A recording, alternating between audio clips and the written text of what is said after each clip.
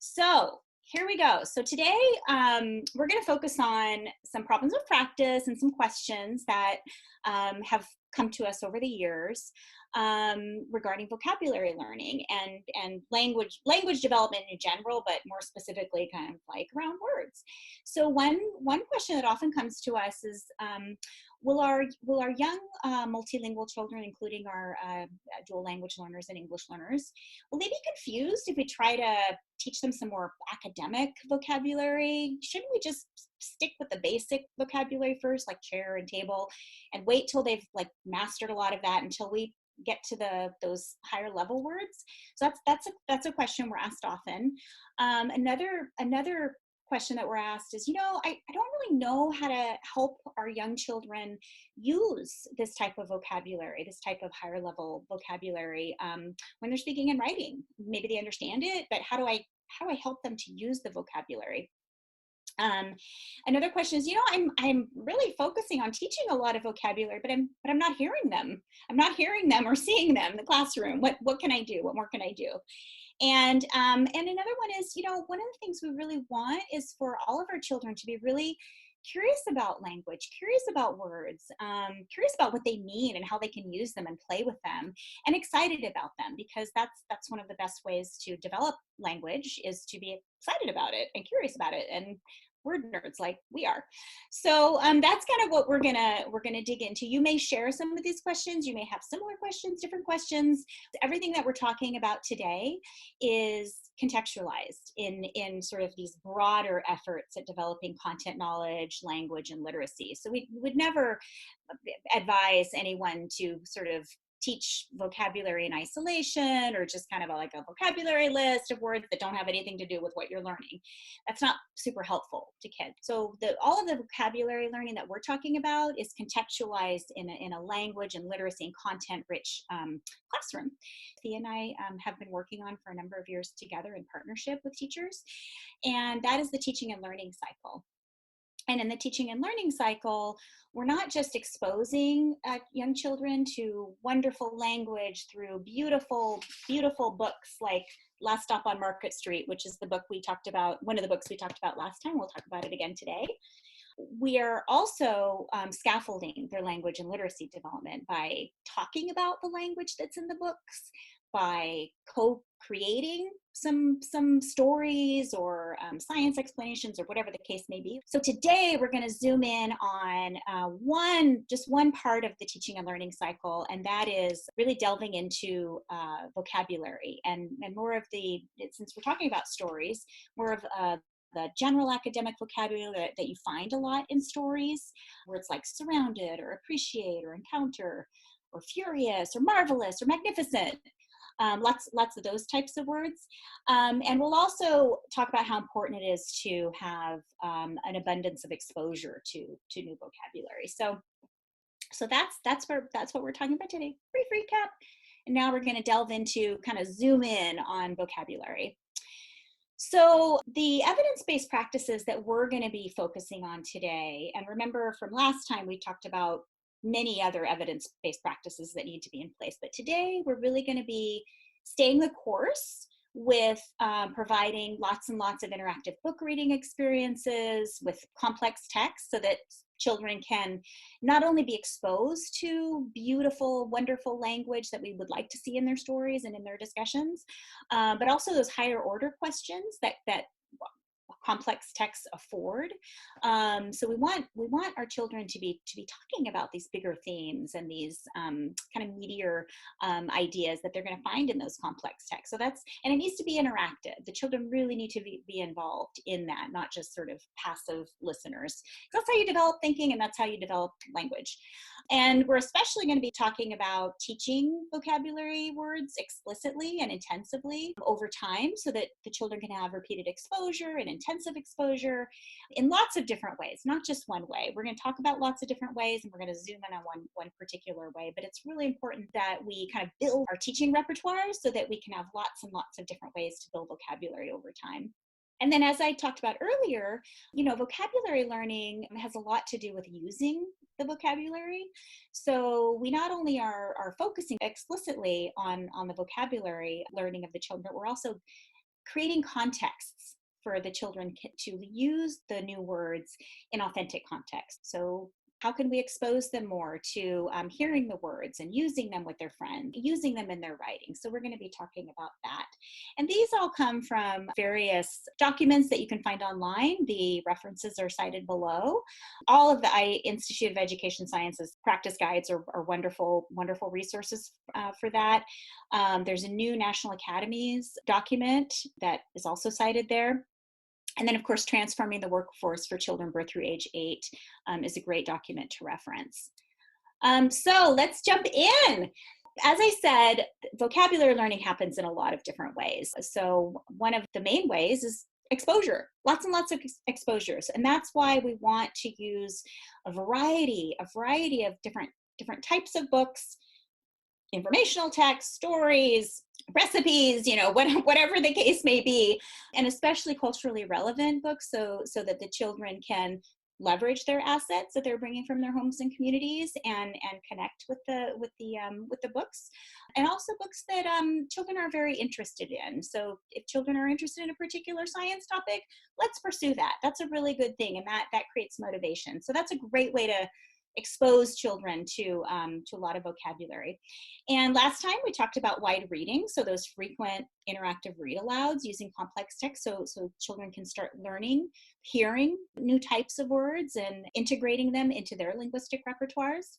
Lots and lots of using. So this is just to kind of reiterate what I talked about earlier.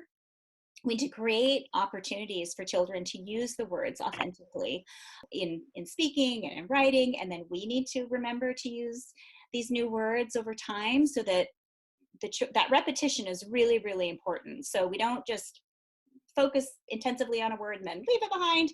No, we need to kind of keep up that exposure. Word consciousness down here in the right-hand corner, that is, I don't think I need to convince any of you, because this is the early childhood learning group. It's really fun to play with language, and guess what? It's really great for language learning, especially vocabulary learning. So lots of singing and chanting, using the new words, playing silly games with the words. I just can't encourage that enough. Plus, it's fun. So, and who doesn't want to have fun in the early childhood classroom? And today, in the middle, we're talking about that explicit vocabulary instruction. So all of that exposure is fantastic. And we can also boost children's vocabulary knowledge by focusing on a select set of words. Can't teach all the words explicitly, but we can select, a few words to really kind of dig into, and then, which is very validating, see the children use them in their speaking and writing over time. And I just wanted to add one more thing here, because we are talking about multilingual children. It's so critical to cultivate and promote the vocabulary development of children's home language, because we want bilingual children. We want children who are sustaining and developing their primary language as they progress through the grades, starting in early childhood. So if you have a bilingual classroom, that's great. You're already doing that. If you are in a primarily, English dominant teaching milieu, that you can still promote that vocabulary development in the home language by cultivating it, promoting it, just posting it. There's lots of different ways. We're not talking about that this time, but maybe another time we could talk about how to do that. And the other thing I was going to say is, Thea and I are going to be talking about vocabulary instruction in English, but everything we do in English, because we work with a lot of bilingual schools and bilingual teachers, everything that we're talking about can be done in students' primary language. Or the partner language if they're English dominant child and learning another language like Spanish. So this is the sort of the context that we're looking at. Lots and lots of different ways to develop vocabulary. So the reason we are talking so much about interactive read alouds is it's a fantastic way to develop vocabulary. It's probably the best way to develop vocabulary is reading a lot to children, reading a variety of books. And last time we talked about how, I think Thea may have modeled this, during our interactive read alouds, we are stopping strategically, and you can see we put Post-its in our books to remind us where we want to stop and ask questions and focus on vocabulary. But you can see here an example of a Post-it for appreciate. So when we get to that word appreciate in the book, we stop and we say, oh, let me explain to you what that word means. When you appreciate something, we feel happy or lucky to have it. And then we move on. We don't stop and do a vocabulary lesson right there because that would break the flow of the enjoyment of the book and the higher level comprehension questions. But we do stop and we draw attention to those words. Sometimes we show a picture that illustrates what it means. Sometimes we have students say the word just quickly, but the focus is really on the comprehension of the text as we are reading it. And when we are asking some of those questions and getting kids to talk about them as we're reading the book, we are going to use some of those words. So for example, encounter is a word that we are using a lot with this book, because in this book, one of the main characters, CJ, this little boy CJ, he and his Nana go through their neighborhood. They take the bus through their neighborhood, and on the bus and in their neighborhood, they encounter a lot of new things and a lot of really kind of interesting people that Nana helps CJ appreciate the people in their community on the bus. People who are not always appreciated. I think they're people who are often underappreciated, and that's one of the reasons we love this book. So, and then during the read aloud, as we talked about last time, the teacher might be charting some of the words that come up so that they can refer to them over time. The children can go find them when they want to go write or talk.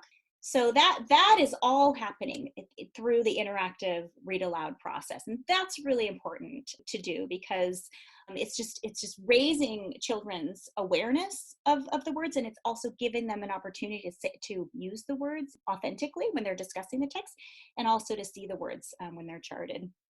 The other reason why this 5-day process that we talked about last time is so important is with that exposure and with the explicit vocabulary instruction that we're going to talk about in just a second, then the children, when by the end of the week, when the teacher, here's a picture of Thea here, is jointly constructing some responses to questions or the story, the children can actually use the words.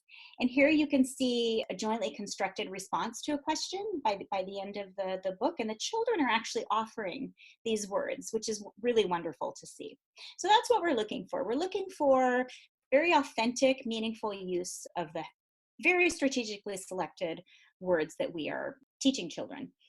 So just to kind of recap, a comprehensive approach includes wide and lots of incidental exposure to new words. We're just immersing children in new language, new beautiful language and beautiful words. And we're also providing explicit instruction in a small set of words and giving children opportunities to authentically use the words, both orally and in writing or drawing or labeling, whatever the case may be. Whatever their developmental writing stage is, scribbling, one letter, whatever they're ready to do is fine. I want to talk you through this because this is basically how we start choosing words, because as I said before, there's so many words that we could choose to teach. How do we choose them? It can be kind of overwhelming. As we're reading aloud, we're stopping on many words to just kind of briefly explain or show a picture. But for the explicit instruction that occurs after we've been exposed to the book at least once, we're only choosing maybe a few, maybe 2 or 3 words from the book to teach explicitly throughout the week. And I wanted to just give a recap of the type of words that we're choosing for this explicit instruction, because I think some people may be very well versed in this, but this might be a new concept for people. So when we think about different types of words, the way we talk about it with teachers is there are 3 basic categories that we want to be thinking about. Some researchers have more categories, but we just think 3 is three works for us for now. So there are, and they're talked about in different ways. So in our Common Core standards, for example, for K-12, they're talked about in one way, and then in some schools they talk about it in a different way. They may have been engaged in different learning from different researchers. So I put them both here. So under the different types of words box you see in the left-hand column, we basically say, well, you have everyday words, you have general academic words, and you have domain-specific words. Everyday words are words like chair, go, happy, that generally young dual language learners and English learners generally are going to pick up in use. These are very frequently used words. And it's not to say that we don't focus on them, but we're not going to focus on them the same way as these other two types of words. So the next tier 2 words, these are the general academic words. And these are words that you might find across many different disciplines. Like you might find them in English language arts, you might find them in science, you might find them in mathematics, so you're going to find them a lot. They're very high utility words. And these are words like search or describe or appreciate or surround, words like that. So we're advocating for focusing explicitly on these words because they have high utility. Kids are going to be able to use them in a lot of different contexts. And then we have domain-specific words, which we also need to focus on. These are words that are discipline bound, words that you would really only find in science or really only find in math or English language arts, for example. Words like pollen or metamorphosis. That's not to say you're not going to see them in other disciplines, but typically you're going to see them in one or another discipline because they carry the content knowledge. They really carry that content knowledge. So that was just a brief recap in case you needed it. So how do we choose those general academic vocabulary words? Because that's what we're focusing on when we're teaching words from stories. The words from the text. So it's really important that children have already had a chance to interact with the book ahead of time. So they've been exposed to it. Maybe it's been explained already. They've already, at least heard some kind of explanation, and they have a context to put it in. So that's really important. We're not just kind of pre-teaching or randomly teaching words that don't have anything to do with what children are learning about. They need something to attach it to. So that's important. The other way we decide upon words that we're going to teach, because when we have to be judicious and selective, is these are words that we feel are going to be really useful for better understanding the book or the themes that are in the book, or for talking about the book.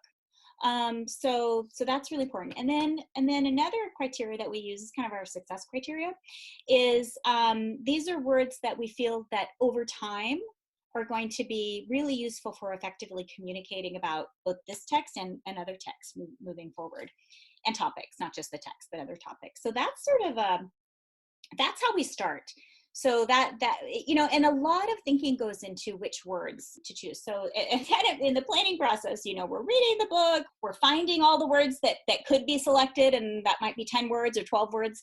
And then we're having, discussions about, well, which 2 or 3 words or 4 or 5 words, depending on how many you're teaching during the week, are we going to choose from this one book?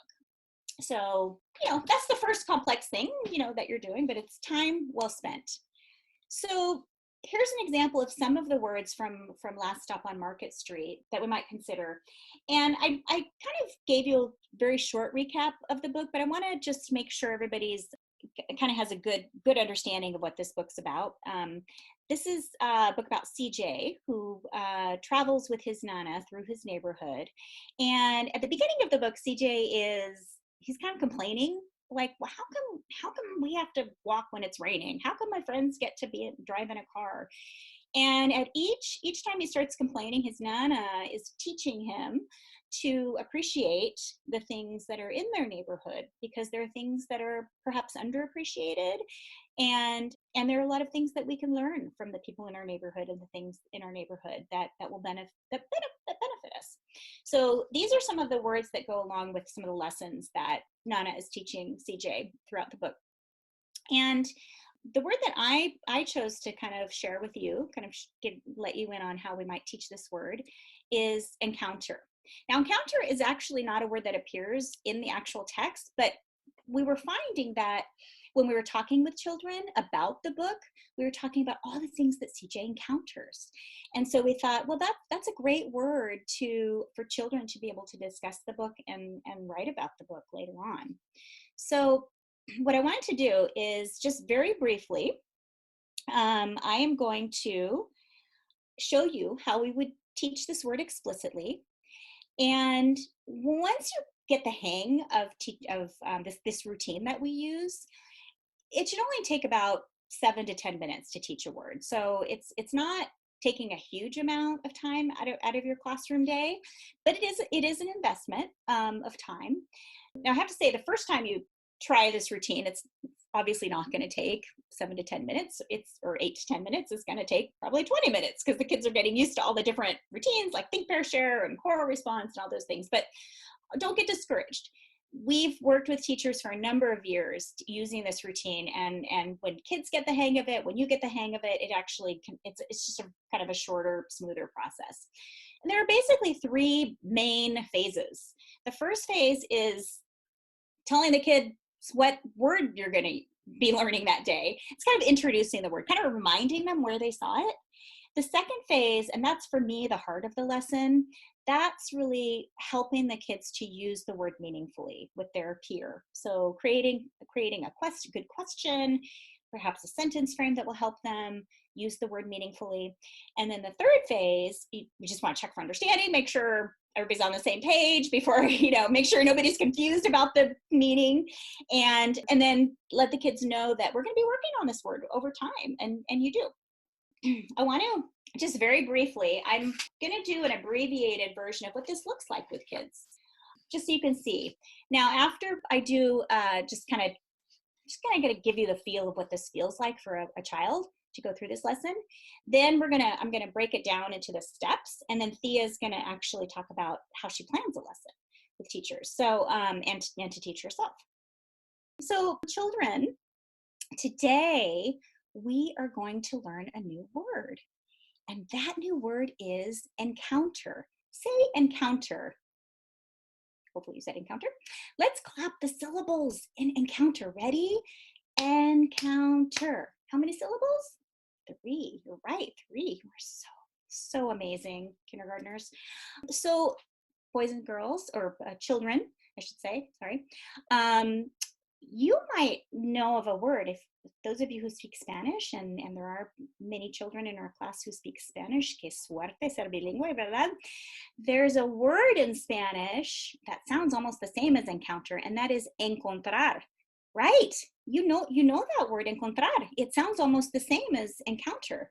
So those words, that's a cognate. They mean basically the same thing. So what's our word? Encounter. That's right. So in our book that we read today, and that we're going to be reading all week, remember CJ encounters lots of interesting people and things in his neighborhood. He finds some interesting people and things. So let me tell you what this word means. I'm going to give you a definition. So listen carefully. When you encounter things or people, you find or meet them when you're not expecting it. It's kind of a surprise. Listen one more time. When you encounter things or people, you find or meet them when you're not expecting to. It's kind of a surprise. So remember how we do this? I'm going to have you say it. I'm going to say part of the definition, and then you're going to repeat it so we can all remember it together. Ready? When you encounter things or people, you find or meet them when you're not expecting to. You find or meet them when you're not expecting to. It's kind of a surprise. I have to tell you, this is really weird doing this without a bunch of kindergartners around me, but I hope you're participating, because that's the fun part. So boys and girls, or children, sorry, I'm trying to say children more, and I just have my first grade head in saying boys and girls. Children, remember when we read in Last Stop on Market Street how when they got into the bus, CJ encountered lots of people he wasn't expecting to. Remember he encountered the sunglasses man, and he learned how to close his eyes and listen. And remember when he encountered the man playing the guitar, how he was plucking the strings and beginning to sing? He was feeling the magic. Remember when he encountered that? He wasn't expecting to, but he did. It was kind of a surprise. So I want to tell you just a few more ways you might use this word when you're out there in the world. This is something you might encounter when you're walking through your neighborhood. When I got home, I encountered this big fluffy dog, and it was kind of a surprise. I was so excited to encounter this dog. When I get on the bus, when I take the bus to school, I encounter all sorts of interesting people. And sometimes I like to talk to them and learn their stories. It's really interesting. Oh my gosh. Sometimes you might encounter this problem. When you're carrying something heavy, you might encounter a challenge because, you know, you might drop them if it's too heavy. So those are some ways you might use encounter when you're out there in the world. So children, are you ready to use the word? I think so. I think we can do it. I'm going to help you. Don't worry, I'm going to help you. So, oops, one more picture. I want you to take a look at this picture. This is a picture from my neighborhood. And I want you to just put your thinking caps on and think about this. Who would you like to encounter in this neighborhood and why? Just look at the picture. Just think in your head with your thinking cap on. Who would you like to encounter in this neighborhood and why? Do you have an idea? If you can't think of an idea, you could use mine. I'm looking at that person painting a mural. I would like to encounter that person because I'd like to know what they're painting. You don't have to use my idea, but you can if you want to. So when you turn to your partner to share your idea, and remember, keep sharing all the ideas you can, don't stop. But I want you to use this sentence frame. I would like to encounter because Let's say I'll say that together. I would like to encounter because I'm going to give you a chance to practice in your microphone, putting your idea that you had into that sentence. I would like to encounter that woman over there painting the mural because I want to know what she's painting. Okay, so and sometimes children need more time to practice, but I just gave you a minute because you're adults. And then I would have students, the children share with each other. And I'm encouraging them. I have lots of pictures up here because I want them to share as much as they can. Before we move on, I have a few questions for you. If this is an example of encounter, say encounter. If this isn't an example of encounter, say not an encounter. You ready? Encounter, not an encounter. Let's practice saying encounter. Encounter. Let's practice saying not an encounter. It's kind of hard to say. Not an encounter. Okay. I meet a new friend on the playground. Ready? Encounter. Right. We said that when we find or meet somebody, when we're not expecting it, that's an encounter. So yeah, if I meet a new friend, that's an encounter. Here's another one. I go for a walk by myself and I don't see anybody. Ready? 1, 2, 3. Not an encounter. Right. If I don't meet anybody or see anything new, that's not an encounter because we said an encounter is when you find or meet somebody when you weren't expecting it. So I might give a few more examples, but I think you get the idea. So children, today we learned a new word, a new exciting word, and that new word is encounter. That's right. So when you go home today, I want you to teach your mom or your dad or your grandma or grandpa or brother or sister this new word and see how many examples you can make with this new word. And we're going to be using this word a lot as we progress through kindergarten. All right, so that is basically it. And you know, it's basically in large part just a conversational tone that you would have with children, and you don't have to do all of those steps that I did. You can just do some of them. That's okay. I like to do all the steps because it just feels like a routine that I get used to. But you know, you do what is comfortable for you. So I just want to very briefly, before I pass the baton over to Thea, you just experienced kind of what it would feel like to be in the lesson, and I would just want to break it down and tell you what we just did. So here's the anatomy. It's kind of like the CSI of teaching. Here's the anatomy of a lesson plan. So remember, I told you that there are 3 main phases. This is sort of the high level overview of the lesson. You introduce the word, make sure the children are like, oh yeah, I remember seeing that. Okay, yeah, that's what it means.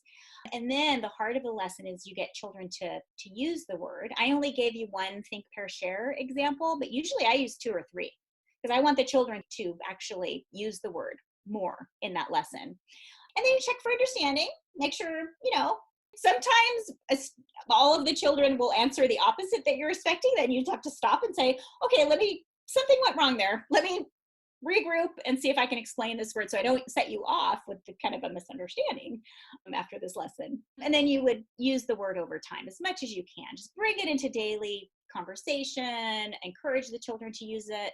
Using a big kids word wall is a great way to do that. That's the overarching. And here is kind of like broken down in more detail what those three phases are. So in introducing the word, in the first part of that lesson, I said the word and I had you say it right away. And I briefly told you where you found it. Usually I would write the word too. I like to write the word, but this is kind of, I don't have a whiteboard around me. And then I tell them where we heard the word in Last Stop on Market Street. And then I provide a student-friendly definition. I think using complete sentences is a great idea, and just normal talking, just explaining it like you would if a child came up to you. So don't get too technical, but it's really important that the word is in that definition. And then I might spend a little more time like showing the children, like I did. I showed you some pictures of where CJ encountered new people. And then I gave you just a few examples of where you might use the word in different contexts. I didn't go on forever on that because I really wanted to get to this heart of the lesson where the children use the word meaningfully. And this is where I often like to show them a picture, or I'll just ask them a question, give them lots of think time so they can generate their own ideas. But then I say you can use my idea if you want to, because I don't want them to feel lost. And often they will use the idea the first time we try this routine. That's okay. And then I set them up for success where they can really use the word with one another. And that's why having lots of pictures up there is great, because then they don't just say, okay, I said my one thing, I'm done. No, you have lots of things that you might say. And then I check for understanding. I asked short answer questions. It's not a test. I don't expect them to master the word this first lesson. But I want to know, did you kind of get the main gist? And then we say the word again, and I challenge them to go teach it to somebody else. And I tell them we're going to use it a lot because it's a really great word. And then guess what? They use it. I have a teaching friend who said she was in her classroom, and the child said, somebody bumps, I don't know, a loud noise. There was loud noise. And the child said, oh, that scared me. And they said, wait, that startled me, because they had just learned the word startled. And you see it all the time in their writing. Here you can see some kindergartners using the word encounter. So CJ encounters the music in the bus. The music lifts CJ off the bus. And that's really exciting. It's very validating to see it. Thanks, Pam. That was great. We do have one question from Teresa that Thea responded to a little bit, but you might like to elaborate on, Sure. Which is, what does this look like for older students? Oh, great question. I forgot to mention that we actually use this type of routine in age-appropriate ways typically through middle school. It could be through middle school, certainly in all grades of elementary. With upper elementary, for example, we actually have the children write the word, and we talk about what part of speech it is briefly, because we want them to be thinking about that. We want them to develop that morphological knowledge too. Sometimes we'll point out word endings, like if it has a prefix or suffix. And then we also have them, with that student-friendly definition, we'll do like a close. So we'll write most of the definition, and we'll leave out 2 or 3 keywords for them to write. We don't want them copying the whole definition, because that just wastes time. And then when we're like at the end of the lesson, we might actually have them use the word in a sentence, and do a drawing or something like that. So we have a note taker, and maybe in our follow-up materials, we can actually send that too for older kids. Great question. Thank you. Another one from another Pam is, how often do you do this routine? Is it daily? Do you introduce a new story each week? That is a great question. So we are saying for early childhood, start with 1 or 2 words a week. Maybe start with 1. but we've seen teachers teach 4 or 5 words a week like this, and maybe 1 word a day. And if you want to do 2 words a day, do that. It kind of depends on how much time you have, but if you can do 4 or 5 words from the same book that you're reading kind of throughout the week, that's fantastic. So my name is Thea Fabian, and as it was stated in the introduction, I work as a teacher on special assignment with Fresno Unified School District. And part of my role in past years has been to provide coaching support for teachers who are helping their English learner and dual language learner students to accelerate their learning and excel in their language development. So what I'm going to focus on is the planning process. What Pam presented was a great model of how the lesson is executed with children, and going step by step through the planning process can be really helpful, taking time to think through all of the pieces that need to be really firm and the teacher needs to know how to do so that it becomes a very fluid process. So I wanted to start with the book that I selected. One of the things that teachers have to do is they have to make choices as to which books they're going to be reading with their students. And sometimes this has to do with looking at the curriculum that's adopted by the district, and maybe if there's room in there to combine with some other resources the teachers may have, or different curriculum that are being used interchangeably. So the book that I selected for this is the book Wolf.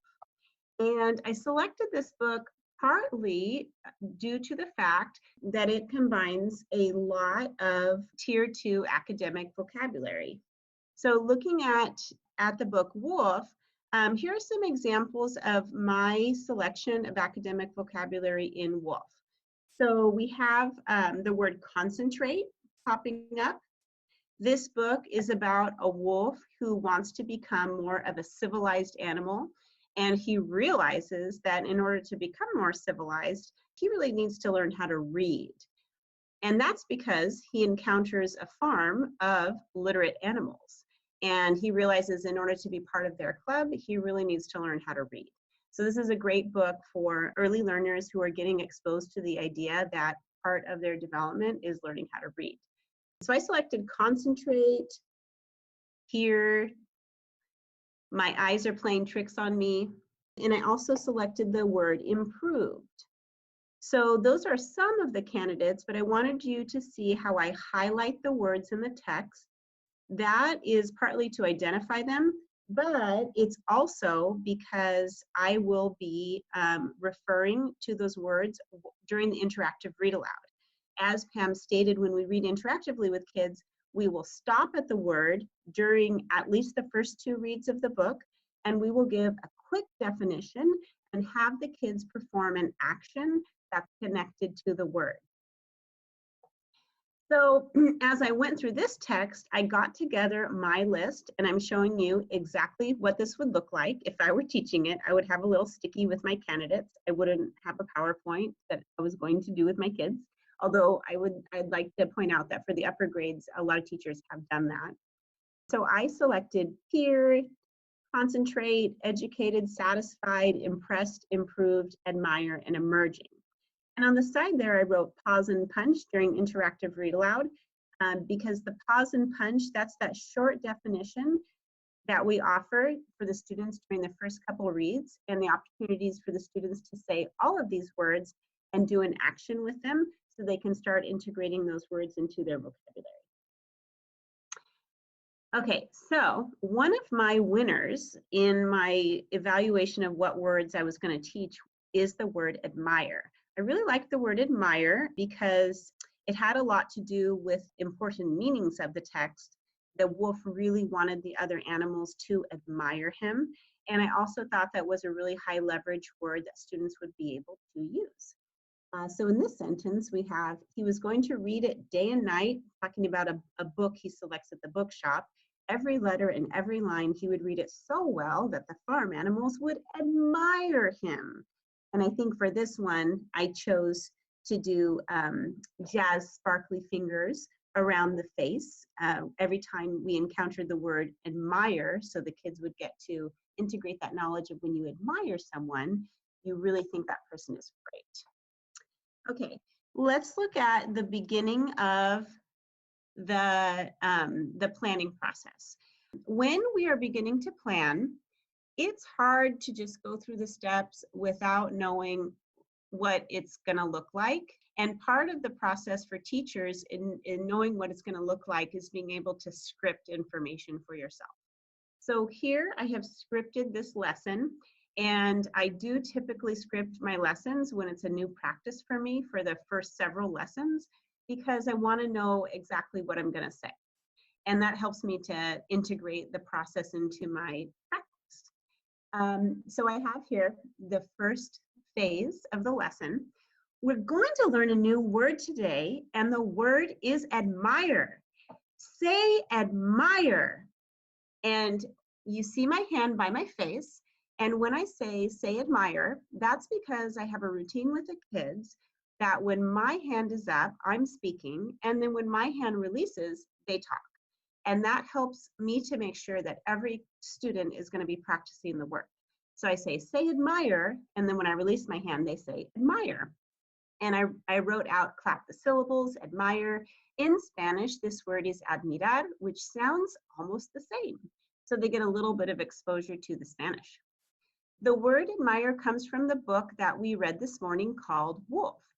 In the story, the wolf was going to read the book every day and every night, and he would read it so well that the other farm animals would admire him.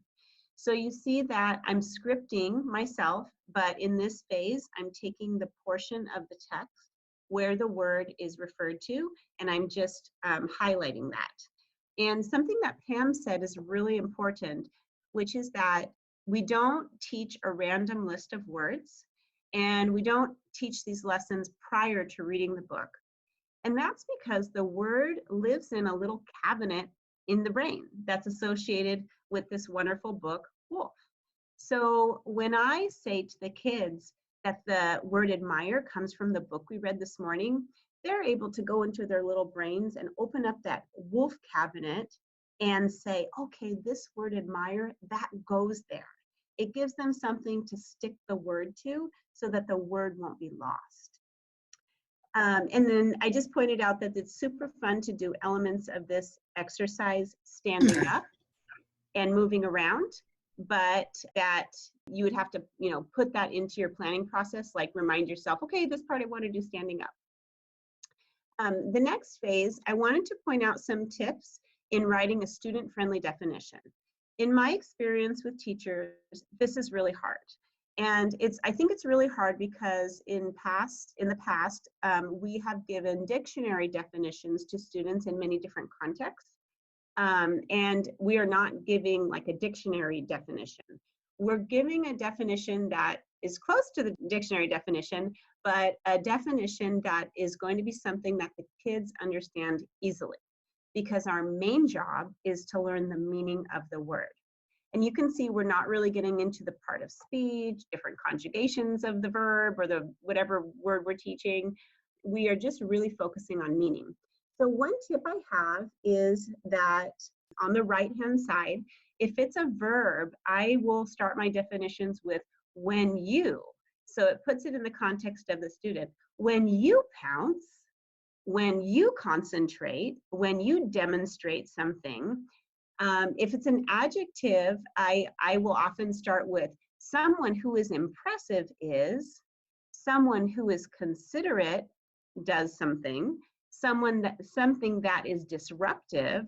So I have those set forms for myself, and that helps me to not struggle so much, to think of what a student-friendly definition is.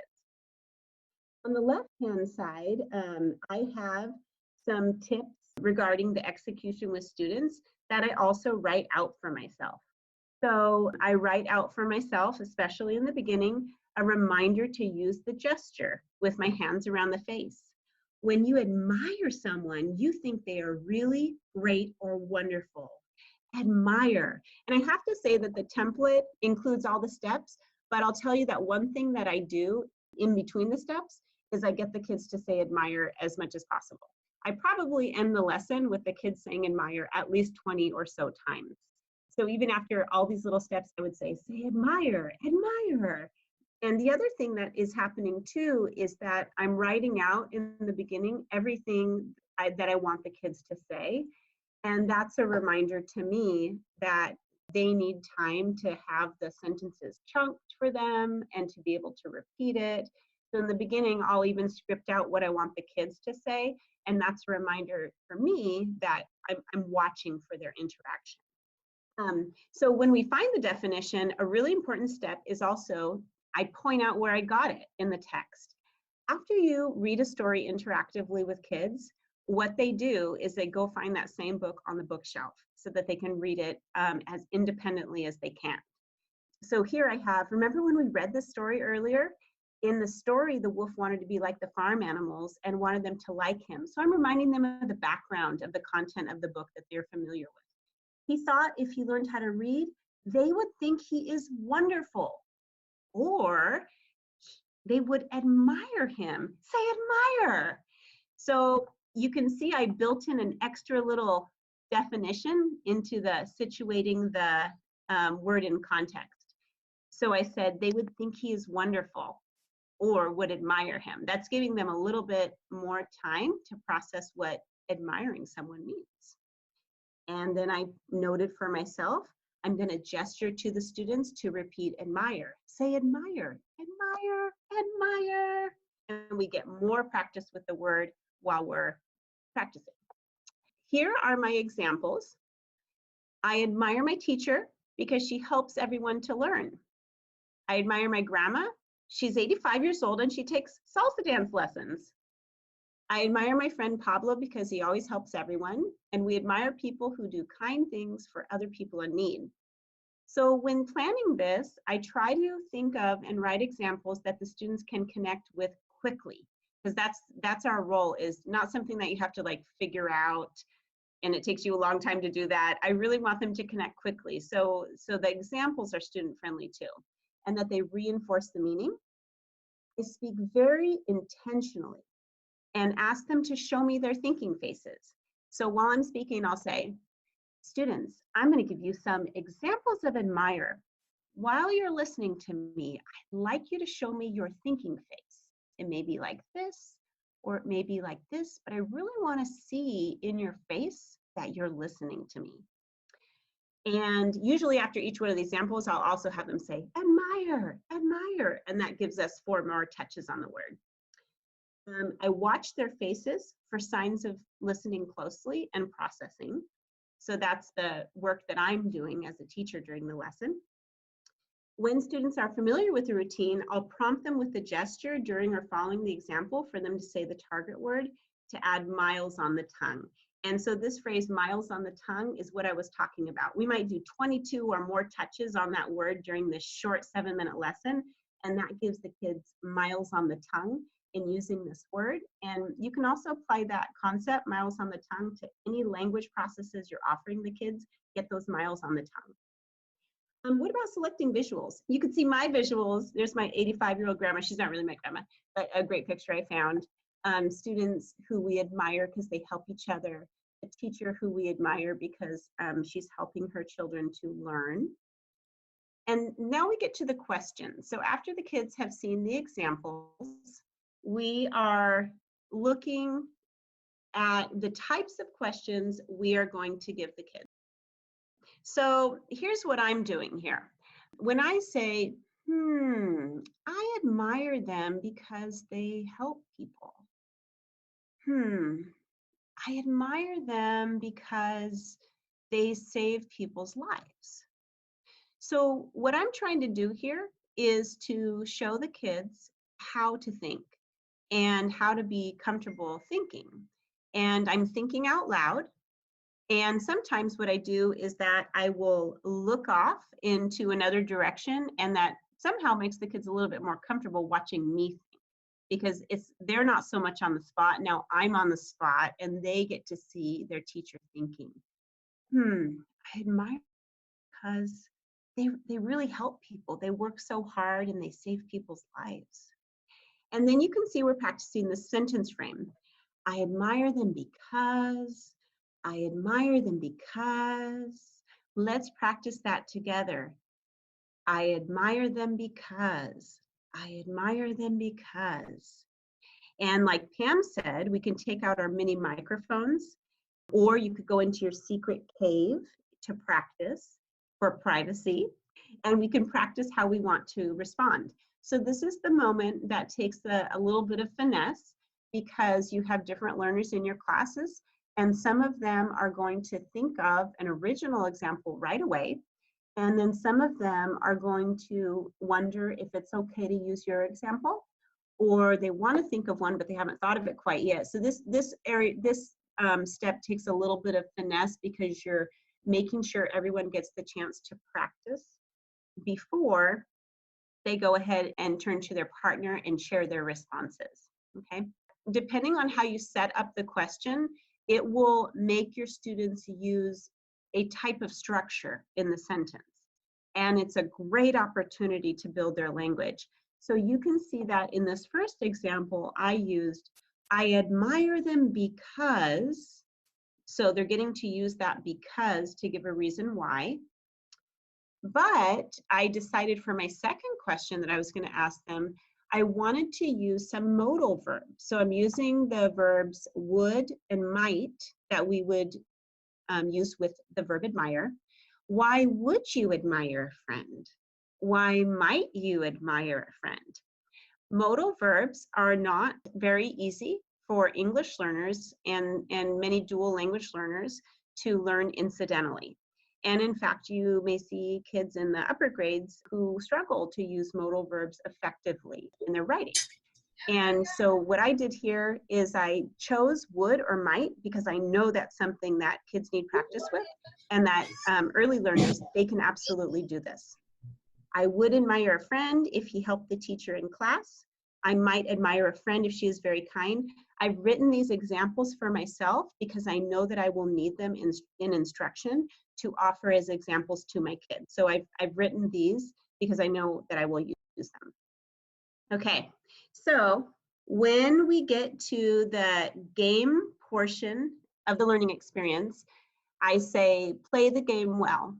Train your kids to hold their thoughts while your hand is held by your face or at your chest, or some people like to hold their hand at their mouth.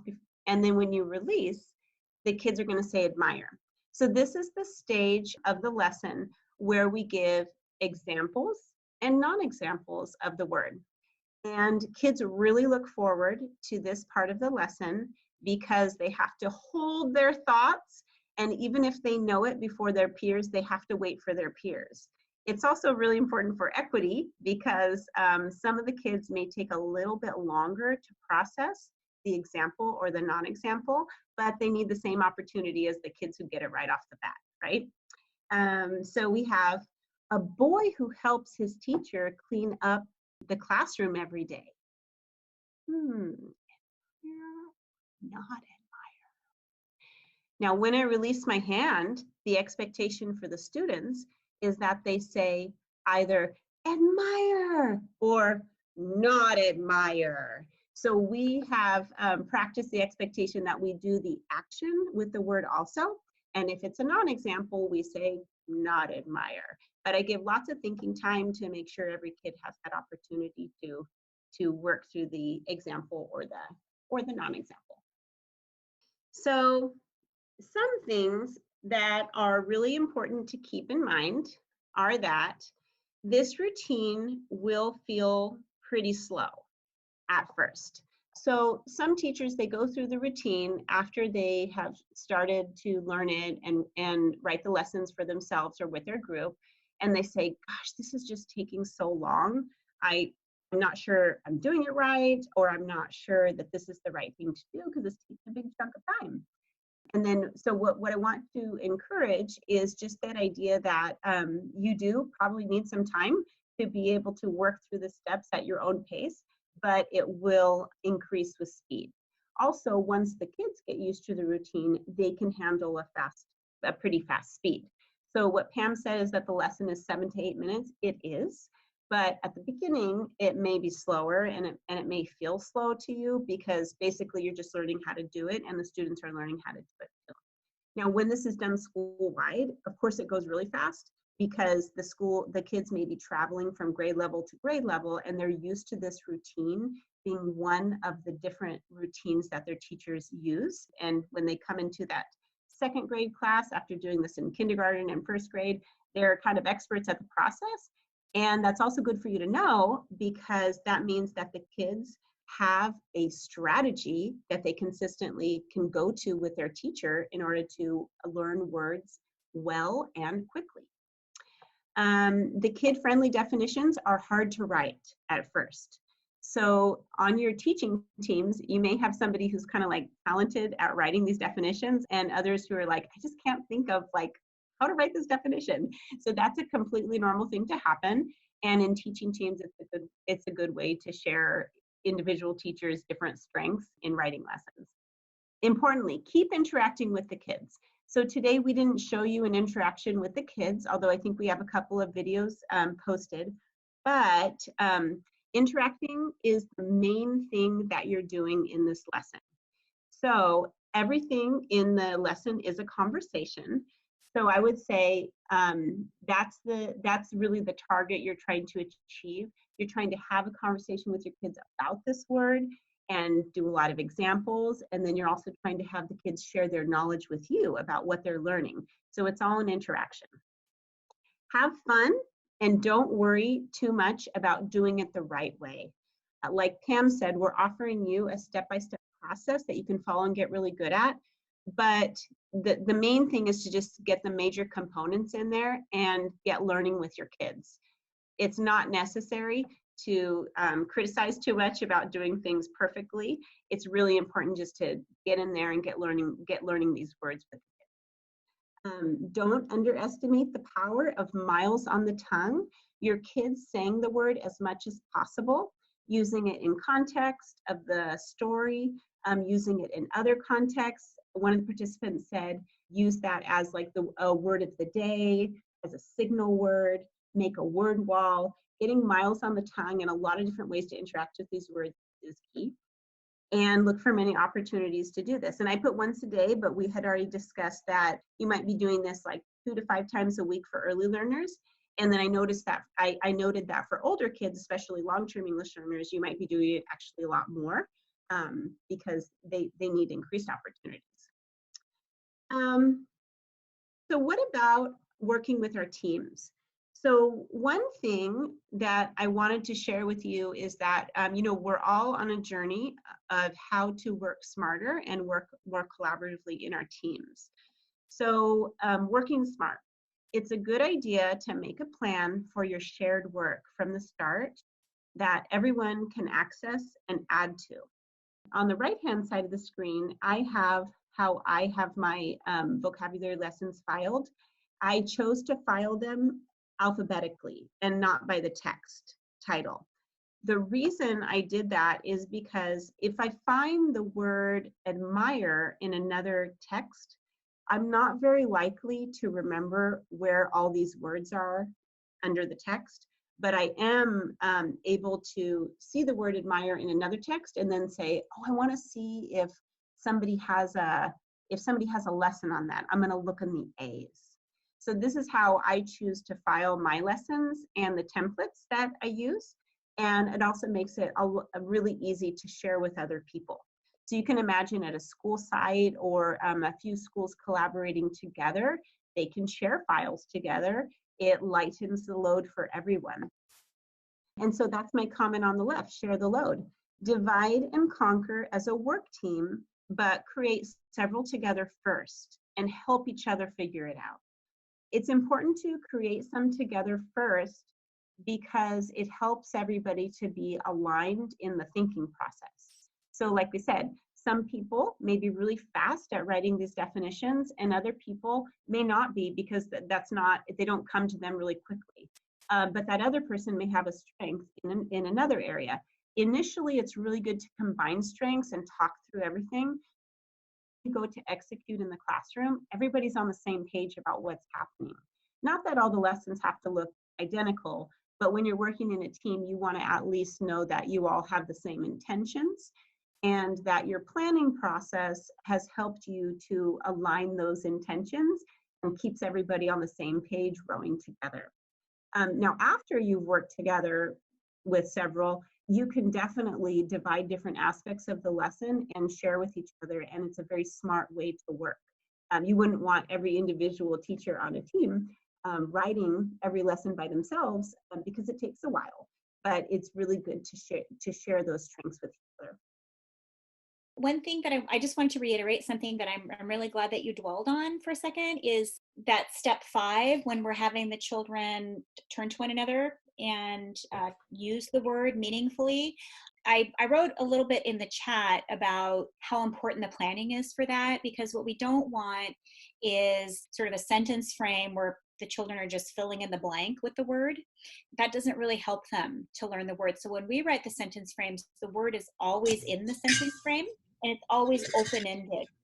That's why you see a lot of our sentence frames ending with because, or I don't know, can't think of anything off the top of my head, because we want the children to talk more and use the word more. So the question is really important and the sentence frame is really important. That's probably the, in addition to writing the student-friendly definition, that's probably the most challenging part of planning. That's why it's so important to do it with others. Yeah, and I'll tell you a common pitfall is that the teacher or team may come up with the sentence frame.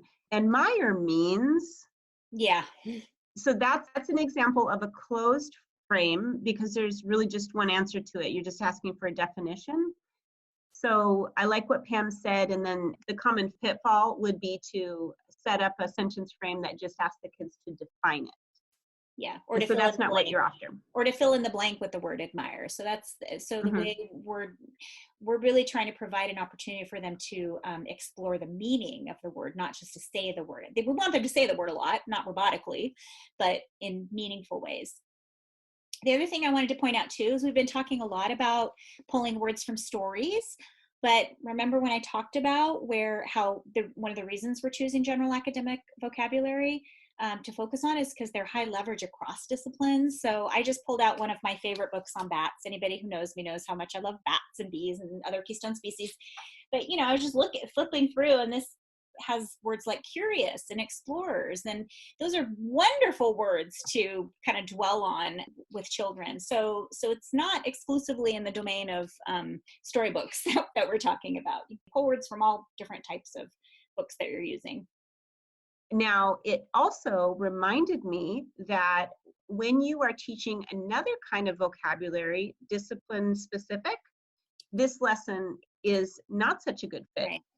So for example, the word proboscis, like from a bee, this lesson is not good for that. And the reason is because we can't apply the word proboscis to a lot of different situations. It's not a general academic vocabulary term. That's also a pitfall sometimes in planning, is that you have to keep in mind that what we're trying to do is really amplify the use of these general academic terms that can be used across disciplines, and that you might be doing other kinds of vocabulary instruction, especially hands-on and otherwise, for disciplinary words. I also wanted to reiterate some things that you said, Thea, and I might have alluded to them. And Mary Diaz is commenting on it, how we do emphasize doing this as a team of 2 people, a team of 3 people, 4 or 5, however many you want, because especially as you're first learning how to do this, this is complex teaching. I mean, we call this a routine, but there are many different routines embedded within the lesson. And, there are new things for everyone, and it can be challenging. And sometimes you teach a lesson and it flops. And so you want to have people to debrief with and laugh with and have fun with. And it is really fun planning these lessons together.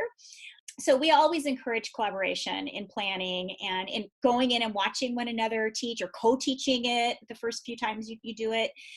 I mean, we're just so much better when we're doing this work in partnership. So we definitely, thank you for calling that out so that I could dwell on it on my soapbox a little bit longer.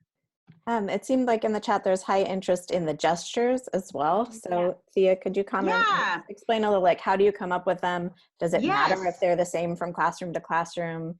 And in Absolutely. addition, since that's a Yeah. visual cue, like Mhm. what about word walls? Like what recommendations do you have? Yeah. Okay. So I think those are two really good questions. So first, regarding gestures, I try to come up with a gesture that if the kid went home and repeated it, or if they were writing, they would be like, admire, admire. Oh yeah, that's when you think someone's really great. Or maybe the word is lumbered. And you can't see me walking around, but for a different text, we had the word lumbered, and we walked around. We had to get up for that one. So whenever the kid thought of the word lumbered, they really thought of that movement, that action. So this is total physical response. This is, been around forever. And so the key is to come up with a gesture or a movement, for me, that's going to help remind the kids of what it means. And also, of course, it adds to the fun and adds to the movement, which all kids need to be engaged in the lesson and to have school be enjoyable for them. Regarding the word wall, I want to say that sometimes, on occasion, I have encountered situations where I only see high frequency words in early learning classrooms, or words that are associated with early decoding. So I wanted to encourage people to think about the importance of having academic word walls.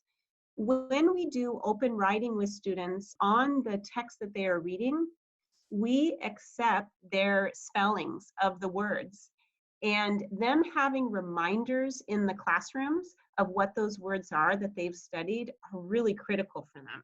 The fact that they can look up to the wall and see, admire, I know that word, I can use it.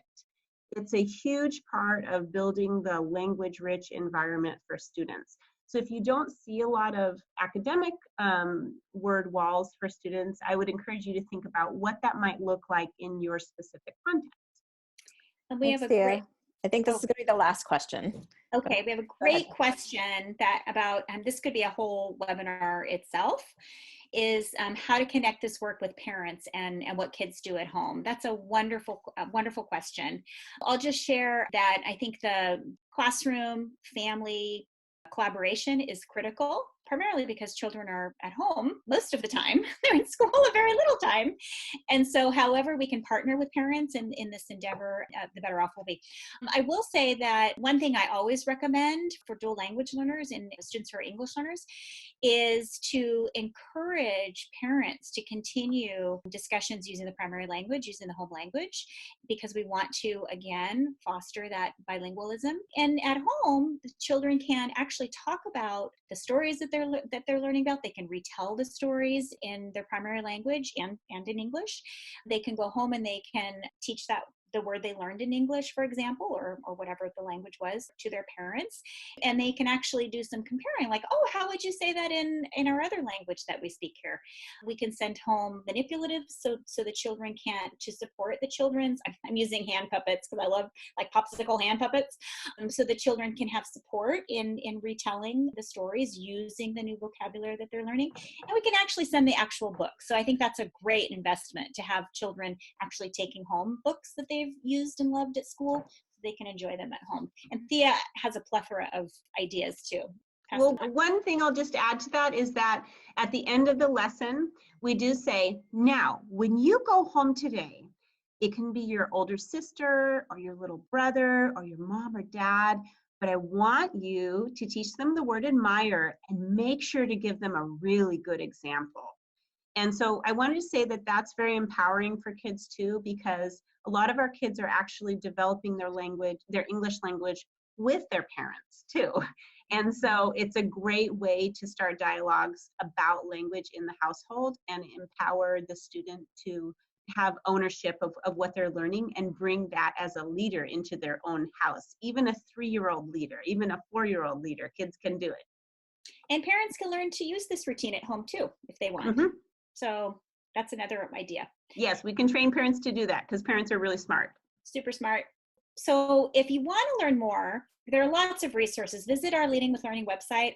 We do have lots of resources there already in some articles that Thea and I have worked on together with our colleague Danielle Gariani. And then I have also an article that talks all about this type of vocabulary development, actually in the context of science. These are both in the context of science, which I think is funny because we've talked about stories, but it's similar. So please do visit us there. Thanks, Pam and Thea. I just want to thank you for your presentation and your depth of knowledge and your engagement. I would love to be a student in each of your classrooms. So Yay! thank you so much.